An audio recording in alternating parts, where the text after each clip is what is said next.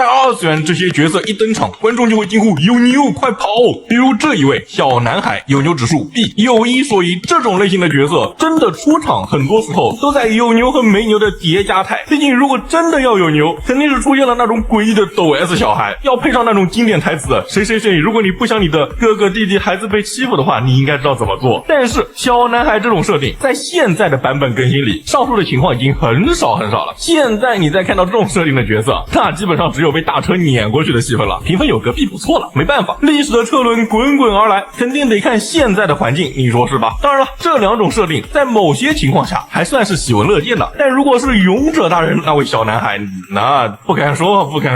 第二位黄毛，幼牛指数 A。实话实说，在现如今的版本，黄毛这种角色类型都快被策划加强的不仅限于黄毛了，只要有牛不对，甚至搭讪情节都会被说出现了黄毛，哪怕那个人根本不是黄毛。反而现在很多新出的黄毛角色都在反这种刻板印象，这个季度的熏香花就是一个典型案例。这种概念上猛猛增强，自身机制砍的啥都没有，有一个黄毛都被削成摄像头了。但是吧，因为概念上猛猛增强，再怎么说也不能给的很低，他都是黄毛嘞，概念神好吧，给个 A， 既继承了其历史地位，又没有给到顶级，很合理。第三位肥宅，不是肥宅怎么你了？我们肥宅才是真的纯真善良好吗？没聊过是不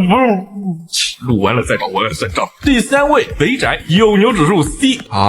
一般情况来说，出现肥宅类角色的时候基本上都是路人，甚至由于观感问题，很多那种见不得人的出版物都不会选择肥宅作为男性角色，读者观众肯定是需要代入感的嘛。而作为路人角色登场的时候，你看跟有那个拍照的肥宅差不多就是那种情况。而少数会选择这个类型的作品，还会因为肥宅的战斗力过于低下，给肥宅配备上粉丝爱心 APP， 可以说从数值到机制都差点意思。第四位正统纯血阳光彩虹小白马，必须得是那种在非洲大草原上呲过牙的才行，这可是最近高段位新晋英雄，黄毛见到了都得避让3分，有牛指数 S。 正好听说最近霓虹那边引进了一大批来扩充劳动力，开期我只能说只要出现很难没牛啊，哪怕是在现实中啊也很难没牛啊。现在很多作品里只要有牛的 tag， 大概率是这类角色。不知道各位喜欢看这种题材的，现在看见这类角色的出现是什么样的心情？会不会冒出来一个换一个看看的想法呢？而现在这个版本非常有可能在作品中出现租在隔壁的留学生啦，老公带回家寄宿在自己家的留学生啦，实在没地方住搬到女寝楼上的留学生啦，恐怕在不久的将来生活要高于艺术了。第五位本色触手，有牛指数 S。 出现触手的时候呢，